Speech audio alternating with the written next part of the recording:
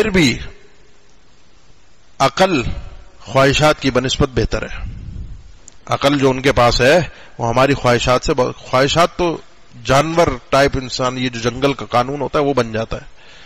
خواہشات تو اسی طرح کی ہوتی ہیں, انسان کو کھانا پینا اور اپنے پیٹ اور شرمگاہ کی سودی ہوئی ہوتی ہے, اس کے علاوہ دوسرا اس کو زندگی کا مقصد سمجھ میں نہیں آ رہا ہوتا. وہاں عقل ہے جو خواہشات سے بہتر ہے. ہماری خواہشات کی وجہ سے بدنام کون ہو رہا ہے؟ اسلام, جو عقل سے بھی اور ہماری خواہشات سے بھی اعلیٰ ارفع اور بہتر ہے. اعوذ باللہ من الشیطان الرجیم. بسم اللہ الرحمن الرحیم. ولو بسط اللہ الرزق لعباده لبغوا فی الارض ولکن ينزل بقدر ما یشاء.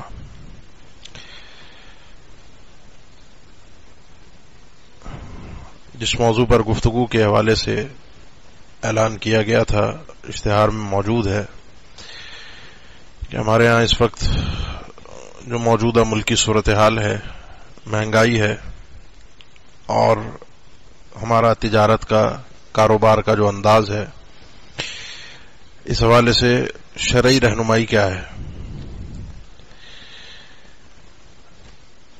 حقیقت تو یہ ہے کہ اس موضوع پر گفتگو کرتے ہوئے ایسا لگتا ہے جیسے ہم کوئی تصوراتی گفتگو کر رہے ہیں, خیالی گفتگو کر رہے ہیں. میں آپ کے سامنے گفتگو کروں گا, حل پیش کروں گا, اور وہ ایک باتوں کی حد تک صرف ایک بات رہ جائے گی. اگر ہم حقیقی میدان میں اتر کے دیکھیں, جس کو ہم کہتے ہیں گراؤنڈ ریئلٹی دیکھیں, وہ بڑی خطرناک صورتحال ہے. یعنی تسلی لفظ بھی اب چھوٹا لگتا ہے. جو غریب کا حال ہے, متوسط طبقے کا حال ہے, اور کمانے والے کا, جس کی لگی بندی روزی ہے, نوکری ہے, یہ آدمی مر گیا ہے. یہ لفظ چھوٹا ہے, حقیقت میں آدمی مر گیا. جس انداز سے مہنگائی نے تباہی مچائی ہے, ہر شخص پریشان ہے, ہر شخص پریشان ہے. وجوہات پر بات کی جائے تو ایک ظاہری وجوہات ہے. ہمارے ملک میں ہونے والی 75 سال ایک کرپشن کی تاریخ ہے, لوٹ مار کی ایک تاریخ ہے. اور اس انداز کی لوٹ مار ہے کہ ایک دفعہ ایک سیاسی شخصیت کے ساتھ بیٹھا ہوا تھا تو اس نے کہا آپ لوگوں کو اندازہ نہیں ہے. اس نے تو ایک بڑی گھٹیا اور بازاری مثال دی کہ جس طرح بازار میں کچھ معاملات ہوتے ہیں اور اس میں پھر لوگ ترس کھا جاتے ہیں, کچھ نہ کچھ خیال کر لیتے ہیں. یہاں پہ اس ملک کے ساتھ اس کو نوچنے والوں نے, اس کو لوٹنے والوں نے وہ ترس تک نہیں کھایا کہ چلو ہم تو کھا کے نکل جائیں, آگے آنے والی نسلوں کے لیے بھی کچھ چھوڑ جائیں. وہ بھی نہیں ہے. یعنی بڑا جانور ہوتا ہے, وہ شکار کرتا ہے تو وہ کھا پی کے چلا جاتا ہے, پھر اس کے کچھ بقایا جات ہوتے ہیں اس شکار شدہ جانور کے, وہ باقی کیڑے مکوڑے کھا لیتے ہیں. کہا یہ وہ لوگ ہیں کہ وہ کیڑے مکوڑے کے لیے کچھ نہیں چھوڑتے.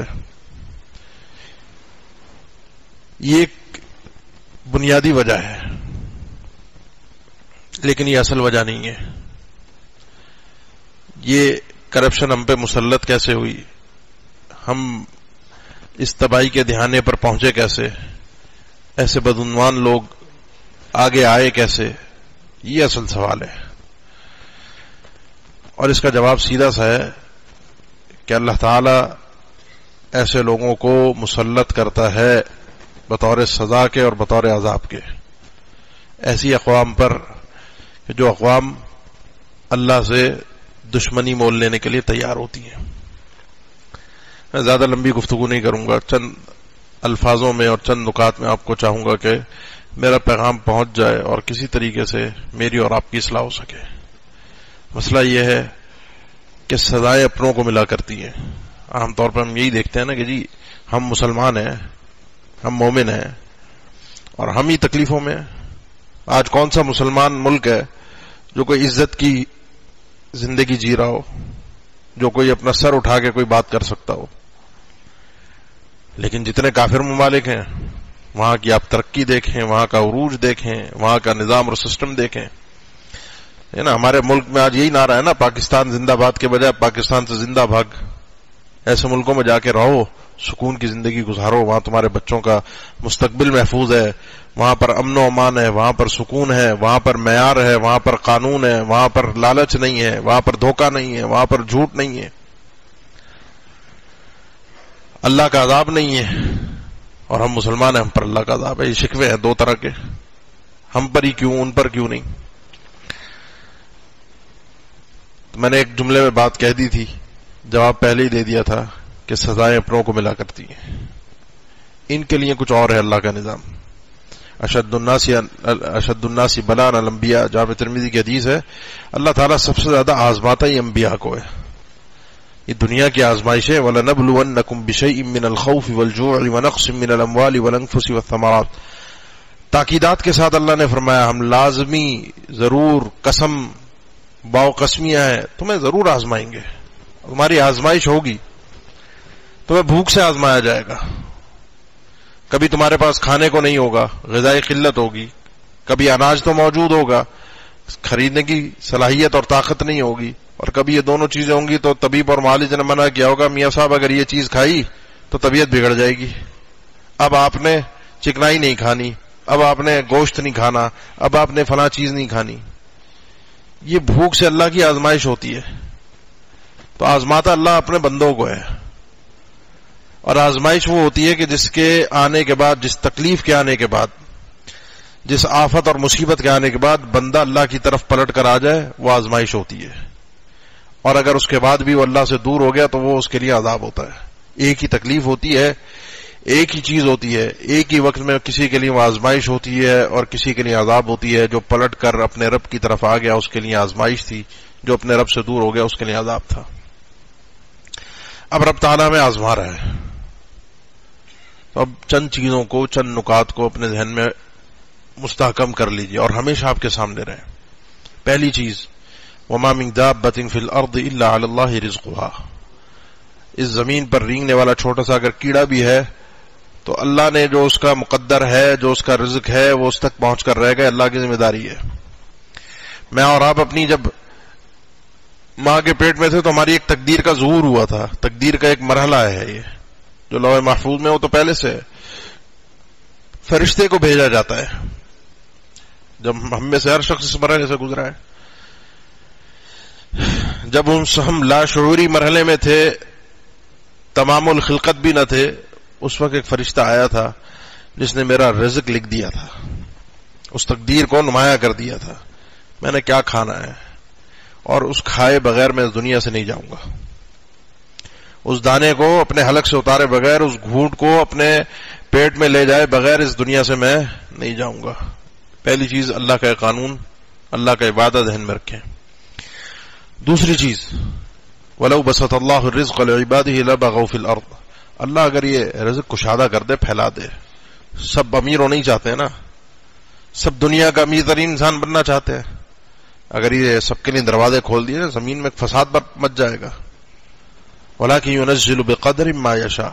آسمان اور زمین کے خزانے اس کے پاس ہیں. وَلِلَّهِ خَزَائِنُ السَّمَاوَاتِ وَالْأَرْضِ. آسمان اور زمین کا مالک بھی وہ ہے. وہ اپنی تقدیر سے، اپنے حکم سے، اور جو چیز زمین والوں کے لیے بہتر ہو اتنا ہی رزق وہ عطا کرتا ہے. اللہ یبسط الرزق لمن یشاء من عباده ويقدر له. جس کے لیے چاہتا ہے رزق کو کشادہ کرتا ہے، جس کے لیے چاہتا ہے رزق کو تنگ کرتا ہے. اس میں حکمت الہیہ ہوتی ہے جو میں اور آپ سمجھ نہیں پاتے. ہمیں تو نظر آتا ہے نا وہ امیر آدمی، وہ بڑی گاڑی میں بیٹھا ہوا، وہ اس کے گھر میں اے سی لگے ہوئے ہیں، وہ اس کے گھر میں کوئی مسئلہ نہیں ہے، وہ یوں. اس کی اگر زندگی میں جھانک کر دیکھو تو وہ کتنا پریشان ہے، وہ کتنی مصیبتوں میں مبتلا ہے، اس کے ساتھ کیا کیا آزمائشیں ہیں. اگر اس حقیقت کا ہمیں پتہ چل جائے تو ہم کہیں گے ہم اسی کیفیت میں، اسی اپنی زندگی کے اسی درجے میں لاکھوں سے بہتر ہیں، کروڑوں سے بہتر ہیں، ہم اس آدمی سے بہت بہتر ہیں. ہم نے اصل میں سعادت جو ہے نا، یہ تیسرا نقطہ ہے، سعادت جو ہے، خوشی جو ہے، وہ کثرت مال کو سمجھ لیا ہے. یہ ہماری ایک بہت بڑی مصیبت ہے. اسی لیے ہم کہتے ہیں نا جتنا آئے آنے دو, رشوت آئے, حرام آئے, 2 نمبری سے آئے, جھوٹ بول کر آئے, دھوکے سے آئے, آنے دو, بس کسی طرح آ جائے. نوٹوں کی گنتی زیادہ ہوگی, تعداد زیادہ ہوگی, ہم سمجھتے ہیں یہ خوشی اس میں ہے, کامیابی یہ ہے. کیونکہ ہمارے یہاں عزت کا معیار چونکہ جیب کا بھاری ہونا ہے, بینک بیلنس ہونا ہے, اچھی جائیداد ہونا ہے, تو اس لیے ہر شخص کسی چیز کے پیچھے دوڑنا ہے. جبکہ سعادت یہ نہیں ہے, خوشی یہ نہیں ہے, اطمینان اس چیز میں نہیں ہے. اپنے آپ کو اگر مطمئن کرنا چاہتے ہیں, خوش رکھنا چاہتے ہیں, تو انظروا الی من هو اسفل منکم ولا تنظروا الی من هو فوقکم. اپنے سے کمتر کو دیکھیے, ہمیشہ اپنے سے کمتر کو دیکھیے. دنیا میں کتنے آدمی میں جانتا ہوں 2 نمبریاں کرتے ہیں, کماتے ہیں, یہ کرتے ہیں, وہ کرتے ہیں, اسپتال کا ایک چکر لگتا ہے, 10-15 لاکھ کا بل آیا, وہ ساری 2 نمبر ہی نکل کے چلی جاتی ہے. اس نے ادھر سے کسی کو بیوقوف بنایا, ٹھگا, آ گیا, اسپتال والوں نے اسے چونا لگایا. یہ چکر دنیا کا ایسے گول گھوم رہا ہے, یہ چکی ایسے ہی چل رہی ہے. تو یہ معاملات ایسے ہی ہیں. اس لیے اپنے سے کمتر کو جب انسان دیکھتا ہے, یہ آپ کے صحیح سالم اعضاء ہیں, ہاتھ پاؤں چل رہے ہیں, اچانک آپ کو ایک کبھی اطلاع آتی ہے نا کہ کوئی رشتہ دار تھا, اس کو فالج کا اٹیک ہو گیا, آدھا جسم مفلوج ہو گیا, چلنا پھرنا, کہ اطلاع آتی ہے کسی کا ایکسیڈنٹ ہوا, ٹانگ ٹوٹ گئی, 3 مہینے سے وہ بستر پہ پڑا ہے, ٹانگ میں راڈ ڈل گئی ہے, پلسٹر چلا ہوا ہے, وہ چل نہیں سکتا. اب کسی کے بارے میں اطلاع آتی ہے ہارٹ اٹیک ہوا, اسپتال میں پہنچا ہوا ہے, آتی ہے نا اطلاع, اس کی اطلاع بن جاتی ہے, میری اطلاع نہیں بنتی. میں سمجھتا ہوں میں کوئی اللہ کا لاڈلا ہوں, چاہتا ہوں مجھ پر یہ آفت نہیں آنی. ایسا نہیں ہے, ایسا نہیں ہے, یہ اللہ کی رحمت ہے نا. ان الانسان لربہ لکنود. بندے کا مسئلہ یہ, اللہ نے فرمایا کہ انسان کی فطرت یہ ہے کہ وہ اپنے رب کا کنود ہے, اپنے رب کا کنود. کنود کا معنی ہے الذی یعد المصائب وینسی النعم. حسن بصری رحمہ اللہ فرماتے ہیں کنود وہ آدمی ہوتا ہے جو مصیبتیں تو گن گن کر رکھتا ہے, لیکن اللہ کی دی ہوئی نعمتوں کو بھول جاتا ہے. اللہ نے کوئی مشکل میں مبتلا کر دیا, وہ تو یاد رہے گی ساری زندگی, مرتے دم تک نہیں بھولے گا, فلاں سال فلاں وقت میرے پہ یہ مصیبت آئی تھی, کبھی نہیں بھولے گا. اللہ نے اگر نعمتیں دی ہیں, سر کے بال سے پیر کے ناخن تک, یہ پورا مجسمہ جو ہے, وفی انفسکم افلا تبصرون, یہ پورا مجسمہ سراپے نعمت اور رحمت الہی ہے. اللہ کی رحمت کا ایک مظہر ہے, اس نے جو انعامات کیے اس کا ایک مجسمہ ہے یہ آپ کا اور میرا وجود. تو غور ہی کبھی نہیں کرتے, نعمتیں گنتے ہی نہیں, بس مصیبتیں گن کر بیٹھے ہیں, پریشانیاں گن کر بیٹھے ہیں. اسی لیے تو پریشان ہے. پریشانی تو مہنگائی تو سر پہ سوار ہوتی ہے نا, سر پہ سوار کر لیں. آج سے 50 سال پہلے چلے جائیں تو چیزوں کے ہمیں ہمارے بزرگ بتاتے ہیں یہ چیز اتنے آنے کی آتی تھی, یہ چیز اتنے 4 آنے کی تھی, 2 آنے کی تھی, یہ 8 آنے کی تھی, یہ روپے میں تو یہ کام ہو جایا کرتے تھے. آج کے بچوں کو تو 8 آنے اور 4 آنے ان کا تو تصور ہی پتہ نہیں ہوگا. آج یہی چیزیں آپ کو جو روپے کی چیز تھی وہ آج ہزاروں میں مل رہی ہے, لیکن مل رہی ہے نا, آپ اور میں لے بھی رہے ہیں, آپ اور میں اس چیز کو استعمال بھی کر رہے ہیں, سر پہ سوار ہے. اصل میں سعادت جو ہے, خوشی جو ہے, وہ ان چیزوں میں نہیں تھی. خوشی جو تھی اس کا راز یہ تھا انسان اللہ کی نعمتوں کی قدر کرتا, اپنے اللہ پر بھروسہ کرتا, اپنے اللہ پر اعتماد کرتا. اس کے بعد جو چیز ہے کرنے کی, جو ہمارے کرنے کے کام ہے, جو اس موجودہ حالات میں کر سکتے ہیں, بہت بڑی مختصر بات کر رہا ہوں, وہ یہ ہے کہ قناعت انسان اختیار کرے. قناعت. ہم اصل میں لگژری لائف سٹائل کی طرف زیادہ چلے گئے. آج سے 20 سال پہلے چلے جائیں, کس کے پاس موٹر سائیکل ہوا کرتی تھی؟ اکا دکا لوگوں کے پاس. سواری گاڑی تھی, کسی گھر میں تھی تو ایک آدھ تھی. 20 سال پہلے کی بات کر رہا ہوں. جب سے یہ لیزنگ شروع ہوئی ہے, بینک کی لیزنگ شروع ہوئی ہے, ہماری خواہشات کا دائرہ وسیع ہو گیا. قرض پہ گاڑیاں لینا شروع کر دیں, قرض پہ گھر لینا شروع کر دیے, بینک کی سودی نظام کے اندر داخل ہو گئے. خواہشات کا دائرہ وسیع ہو گیا ہمارا. ہم آسانیاں چاہتے ہیں, آسائشیں چاہتے ہیں. ان آسائشوں کے چکر میں ہم پریشان ہو جاتے ہیں, ورنہ رزق مل ہی جاتا ہے, رزق مل ہی جاتا ہے, سکون بھی مل ہی جاتا ہے. یہ عطا الہی ہے.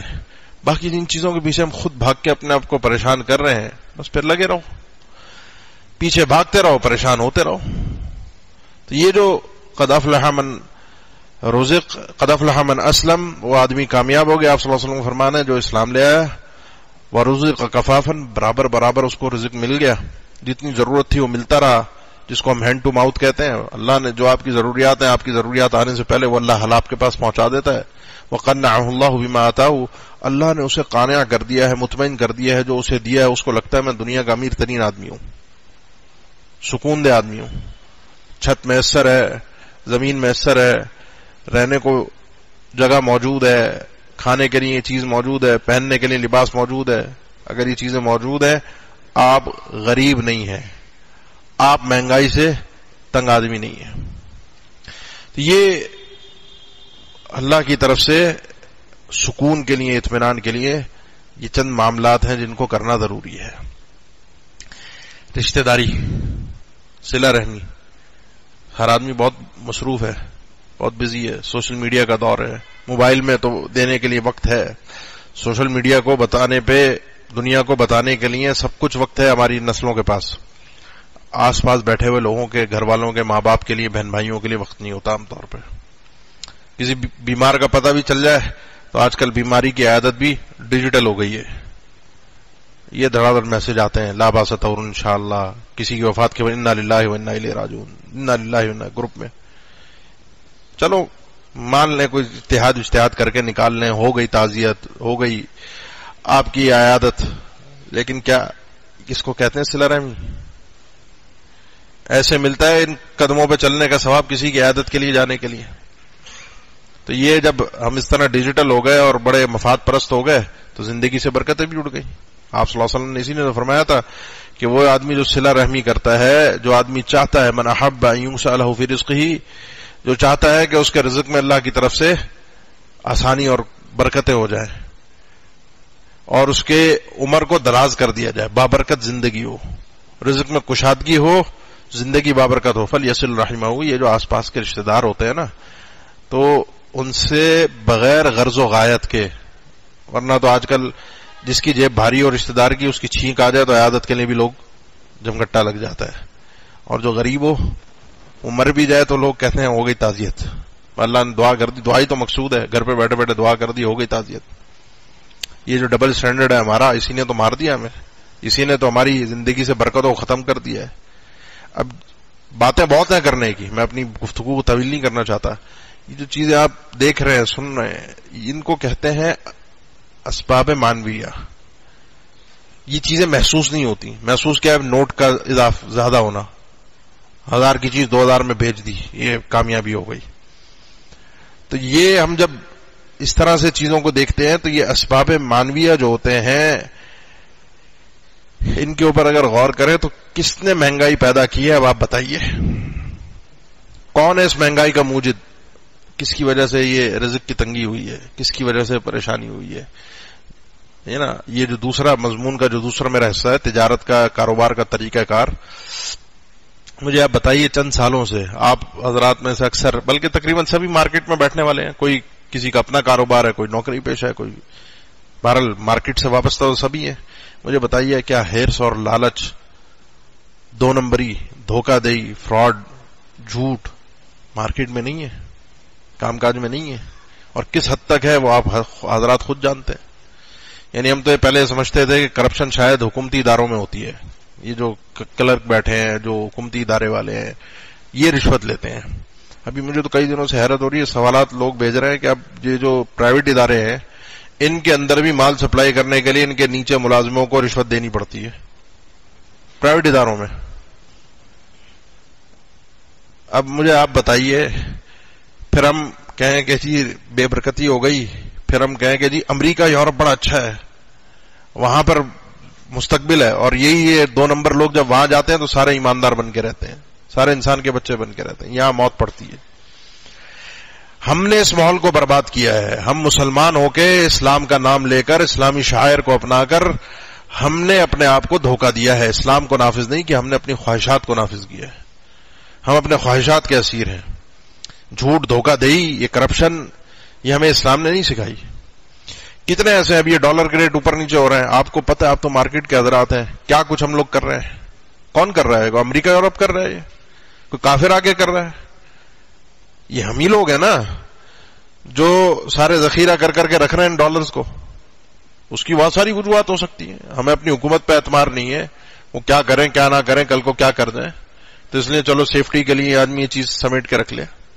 آپ نے ایک مارکیٹ میں سودا کیا, ایک چیز خریدی, آپ نے سامان منگایا, وہ سامان پہلے آپ نے جب بک کرایا تھا سستے ریٹ پہ تھا, آ گیا, یا آپ کے پاس ایک مال پڑا ہوا ہے بیچنے کے لیے آ گیا تھا, وہ آپ نے سستے ریٹ پہ خریدا تھا, اب اس کے ریٹ بڑھ گئے مارکیٹ میں, آپ اپنے دل پہ ہاتھ رکھ کے بتائیے آپ کون سے ریٹ پہ وہ مال بیچتے ہیں؟ نئے ریٹ پہ, پرانے ریٹ پہ؟ بہت کم ہوں گے جو پرانے ریٹ پہ بیچتے ہیں. ورنہ سوالات آتے ہیں, لوگ پوچھتے ہیں, مجھے تو خوشی بھی ہوتی ہے جب کوئی سوال کر لیتا ہے کہ جی حضرت مال خریدا تھا پرانے ریٹ پہ, اب مال پڑا ہوا ہے, نیا مال آیا, ریٹ بڑھ گئے, اب بتائیے کیا کروں, پرانے مال کو بھی نئے ریٹ پہ بیچ دوں؟ میرے پاس تو پڑا ہوا ہے, اب بک رہا ہے, میں بیچوں گا, لوگ خریدیں گے بھی. میں آپ کو دو مثالیں دیتا ہوں. ایک کافروں کی مثال دیتا ہوں جن کو ہم کافر کہہ دیتے ہیں, فتویٰ بھی ہے اسماعیلیوں کی, آغا خانیوں کی, نفرت بھی کرتے ہیں, نام آ جاتا ہے نا. اب یہ مسئلہ کیا ہے, وہ آپ کے اسی ملک میں رہتے ہیں, امریکہ یورپ میں نہیں رہتے, اسی ملک کی میں آپ کو مثال دیتا ہوں.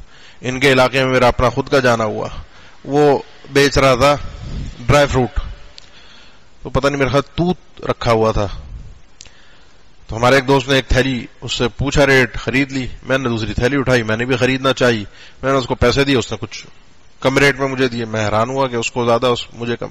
اس نے کہا یہ نیا مال ہے, یہ اس سال کا ہے, یہ مہنگا ہے. اسی کے برابر میں تھیلی پڑی ہوئی تھی, یہ پرانا مال ہے, پچھلے سال کا ہے, یہ سستا ہے, اس کا ریٹ یہ ہے اور اس کا ریٹ یہ ہے. یہ آپ کے اسی ملک پاکستان میں, کہیں اور باہر نہیں ہے. تو معیار کیا ہے, بات کیا ہے؟ بات امریکہ اور یورپ نہیں ہے, بات ہے ہماری اپنی خواہش, اپنی لالچ, اپنی ہرس, جس نے ہمیں مار دیا ہے. اور دوسرا ہے محمد ابن منکدر رحمہ اللہ, بڑے مشہور معروف محدث ہیں, حدیثوں کی کتاب میں ان کا نام بار بار سندوں کے اندر آتا ہے. تاجر بھی تھے. ایک دن دکان سے اٹھ کے گئے, بعض لوگوں نے لکھا ہے کہ ان کا غلام تھا, بعض نے لکھا ہے ان کا بھتیجا تھا. وہ دکان پر بیٹھا ہوا تھا, کپڑا بیچ رہا تھا. ایک کپڑے کے نوعیت تھی 5 درہم, دوسرے کی تھی 10 درہم. پیچھے سے ایک آیا خریدار, باہر کا تھا, اس شہر کا بھی نہیں تھا. اس نے پوچھا, بیچنے والے نے, سیلز مین نے بیچ دیا 5 والا 10 میں. جو 5 درہم والا کپڑا تھا وہ 10 درہم میں بیچ دیا. محمد ابن منکدر واپس آئے. اچھا, میں اور آپ بھی بعض اوقات دکان سے اٹھ کے جاتے ہیں, سیل میں ہمارا بھی ہوتا ہے, ہمیں تو اعتبار ہی نہیں ہوتا اس پہ, ہمیں پتہ ہے کتنا چونا لگائے گا. جو بیچے گا اگر اس طرح کی کوئی چیز نے کی ہوگی تو 5 روپے جیب میں ڈالے گا, کیونکہ ہم خود 2 نمبر ہیں, آگے ہمیں کہاں سے ایماندار ملنا ہے. اور اگر ایسا کوئی سیلز مین مل جائے تو مارکیٹ میں اس کی کتنی ڈیمانڈ ہوتی ہے. اس کو تو آتا ہے شیشے میں اتارنا, اس کو تو آتا ہے بیوقوف بنانا. محمد ابن منکدر رحمہ اللہ جب واپس آیا, بتایا ان کو کہ بھائی یہ معاملہ ہو گیا, 5 والی چیز 10 میں بیچ دی, ہے نا, یہ تو غلط معاملہ ہو گیا, یہ تو جائز نہیں ہے. نکلے مارکیٹ میں, بندے کو ڈھونڈتے رہے, دیکھا ہی نہیں تھا, باہر کا آدمی تھا, ڈھونڈ کے مل گیا بالآخر, جس کے پاس وہ کپڑا موجود تھا جو ان کی دکان پر موجود تھا, بک رہا تھا. اس سے کہا کہ بھائی مسئلہ یہ ہے کہ تم نے یہ مال خرید لیا ہے 10 درہم کا, یہ ہے 5 درہم کا. اب تمہارے پاس 3 اختیار ہیں, یا تو چاہو تو پیسے لے لو اپنے واپس, کپڑا مجھے واپس دے دو, چاہو تو 5 درہم والا ایک اور پیس لے لو مجھ سے, چاہو تو 5 درہم تمہیں واپس دے دوں. اس نے کہا بھائی بات یہ ہے کہ اس نے بیچا, بیچنے والے نے, میں نے خریدا, میں بھی راضی, وہ بھی راضی. ہمارے یہی ہے نا تجارت کا, کاروبار کا اصول جی, خریدار اور بیچنے والا دونوں راضی ہیں, تو دونوں کو ان کی رضامندی سے سودا ہو گیا. اب شریعت کون ہوتی ہے ٹانگ اڑانے والی, دین کون ہوتا ہے ہمیں بتانے والا. بھائی خریدار بھی راضی ہے, بیچنے والا بھی راضی ہے, اس کو بھی پتا ہے یہ چیز مارکیٹ میں اتنے کی ہے, لیکن خرید مجھ سے رہے. بھائی اس کو اگر سستی خریدنی ہے مارکیٹ سے خرید لے, لیکن یہ آگے مجھ سے مہنگی خرید رہا ہے. انہوں نے کہا نہیں بھائی, یہ 3 کاموں میں سے ایک کام تو تمہیں کرنا پڑے گا, ورنہ میں یہ سودا قبول نہیں کرتا. اس نے کہا بھائی میں خوش ہوں. اس نے کہا خوش ہو اپنی جگہ پر, لیکن یہ چیز ایسے نہیں ہوگی. بہرحال وہ سودا ان کو, اس آدمی کو بنانا پڑا. اس نے 5 درہم واپس لیے, اس نے 5 درہم واپس لیے. آپ اور میں بتائیے اپنے دل پر ہاتھ رکھ کے, آج کے اس دور میں جو خاص طور پر کاروباری طبقہ جو ہے نا, جو کاروبار کر رہا ہے, وہ تو اپنے آپ کو کہیں نہ کہیں سیٹ کر ہی لیتا ہے. یہاں پیٹرول کے ریٹ بڑھے, وہاں ہر چیز کے ریٹ بڑھ جاتے ہیں, وہ ایڈجسٹ ہو جاتا ہے. مرتا متوسط طبقہ ہے, کاروبار جس کا نہیں ہوتا, جو تنخواہ دار ہے, جو غریب آدمی ہے, وہ مر جاتا ہے. مجھے بتائیے نا, سال پہلے آٹا آپ کے یہاں 55 روپے تھا, آج 150 روپے چل رہا ہے. سال بھی نہیں ہوا گزرا پورا, نہیں نا. سال پہلے جس کی جو تنخواہ تھی آج بھی وہی ہے. یہ تو صرف میں نے آٹے کی مثال دی, ہر چیز کا یہی حال ہے. ابھی آگے مہنگائی اور آئے گی. مجھے آپ بتائیے نا, ہم خود ایک دوسرے کے ساتھ تعاون کرنے کو تیار نہیں ہیں. ہم خود نوچ کے کھانے کے لیے بیٹھے ہوئے ہیں, ہم خود لوٹنے کے لیے بیٹھے ہوئے ہیں. تو برکت کہاں سے آئے گی, اللہ کی رحمت کہاں سے آئے گی؟ یہ نظام اب دنیاوی اسباب سے ٹھیک ہونے والا نہیں ہے. کیا IMF سے قرضہ لے لو, ادھر سے اس کو لے آؤ, فلاں وزیر خزانہ بن جائے, فلانا وزیر اعظم بن جائے گا تو ملک کے حالات بالکل ٹھیک ہو جائیں گے, فلاں جگہ سے یوں ہو جائے گا. ہم تو ان ظاہری چکروں میں, ان سیاستوں کے اندر الجھ گئے, رب کو تو بھول ہی گئے. اب یہ معاملہ ظاہری اسباب پر نہیں ہے. اب یہ معاملہ حل ہوگا تو صرف اللہ کی طرف سے خاص عطا کے ساتھ ہوگا. اس کے لیے وہ راستہ اختیار کرنا پڑے گا جن کے ذریعے سے رب تعالیٰ ہم پر رحمت فرمائے. جب ہم یہ سنتے ہیں ان التجار یبعثون یوم القیامت فجارا الا من اتقى وبر وصدق رحم اللہ عمران سمحا اذا باع سمحا اذا اشترى واذا اقتضى. اللہ کی رحمتیں ہوں اس کاروباری انسان پر جو خریدتے ہوئے بیچتے ہوئے سمح ہوتا ہے, آسان ہوتا ہے, نرم ہوتا ہے. اللہ کی رحمت ہو اس آدمی پر, ایسے کاروباری پر جو نرم مزاجی کے ساتھ, اچھے انداز اور اچھی گفتگو کے ساتھ, بغیر دھوکہ دہی. تاجر اصل تجارت کے اندر دھوکہ دہی ہے, اسی لیے کل قیامت کے دن گناہگار ہوں گے سوائے اس تاجر کے. اللہ کے نبی نے فرمایا جو نیک آدمی ہو, اللہ کا ڈر رکھنے والا ہو, سچ بولنے والا ہو. فَإِن صَدَقَا وَبَيَّنَا بُورِكَ لَهُمَا فِي بَيْعِهِمَا. انسان جب کاروبار کر رہا ہوتا ہے, بیچ خرید و فروخت کر رہا ہوتا ہے, سچ بول لیں. دونوں, خریدار بھی اور فروخت کرنے والا بھی, دونوں سچ بولتے ہیں, اپنی اپنی چیز کو واضح کرتے ہیں. کوئی چیز میں عیب ہے اس کو واضح کر دیتے ہیں. بُورِكَ لَهُمَا فِي بَيْعِهِمَا, برکت دے دی جاتی ہے. ہم برکت سے تو محروم ہیں. مسئلہ مصیبت برکت کی ہے, مہنگائی نہیں ہے, برکت ہے. ہماری زندگیوں سے برکت ختم ہو گئی ہے, اور یہ برکت خریدی نہیں جا سکتی. یہ برکت کوئی سیاسی پارٹی, کوئی حکمران, کوئی وزیر اعظم, کوئی وزیر خزانہ, کوئی IMF, کوئی نہیں لا کر دے سکتا. یہ برکت کہیں سے نہیں آئے گی. یہ برکت ہوتی ہے عطا الہی. برکت جس چیز میں شامل ہوتی ہے نا, تھوڑی کو زیادہ کر دیتی ہے. ایک روٹی بھی کافی ہو جاتی ہے, نہیں تو 4 روٹیوں سے بھی پیٹ نہیں بھرتا. برکت زیادہ چیز میں آتی ہے, اس کو باعث سعادت بنا دیتی ہے. مسئلہ یہاں پر ہے. اپنا کاروباری انداز جب تک ہم اپنی زندگی کے اندر اسلام کو نافذ نہیں کریں گے, خواہشات کے بجائے. ہمیں امریکہ یورپ اس لیے اچھا لگتا ہے, وہاں اس لیے ہم جانا چاہ رہے ہیں پاکستان سے بھاگ کر, کیونکہ وہاں عقلی قوانین ہے, اور ان عقلی قوانین کی تنفیذ بھی ہے, نافذ بھی کیا ہوا انہوں نے عقلی قوانین کو, اس لیے ہمیں اچھا بھی لگتا ہے. ہمارے ہاں کیا ہے, ہمارے ہاں اسلام ہے نام کا, مسلمان ہیں ہم نام کے. باقی تنفیذ کس چیز کی ہے, تطبیق کیا ہے, کس چیز کے مطابق ہم چلتے ہیں, وہ ہے ہماری خواہشات. خواہشات کی وجہ سے بدنام کون ہوتا ہے؟ اسلام. پھر بھی عقل خواہشات کی بنسبت بہتر ہے. عقل جو ان کے پاس ہے وہ ہماری خواہشات سے, خواہشات تو جانور ٹائپ انسان, یہ جو جنگل کا قانون ہوتا ہے وہ بن جاتا ہے. خواہشات تو اسی طرح کی ہوتی ہیں, انسان کو کھانا پینا اور اپنے پیٹ اور شرمگاہ کی سودی ہوئی ہوتی ہے, اس کے علاوہ دوسرا اس کو کوئی زندگی کا مقصد سمجھ میں نہیں آ رہا ہوتا. وہاں عقل ہے جو خواہشات سے بہتر ہے. ہماری خواہشات کی وجہ سے بدنام کون ہو رہا ہے؟ اسلام, جو عقل سے بھی اور ہماری خواہشات سے بھی اعلیٰ, عرفہ اور بہتر ہے. یہی سب سے بہتر ہے. اللہ کا دیا ہوا نظام, تنفیذ ہم نے اس کی نہیں. انفرادی سطح پر ہو, اجتماعی سطح پر ہو, اللہ سے لڑنے بھڑنے کو ہم تیار ہوتے ہیں.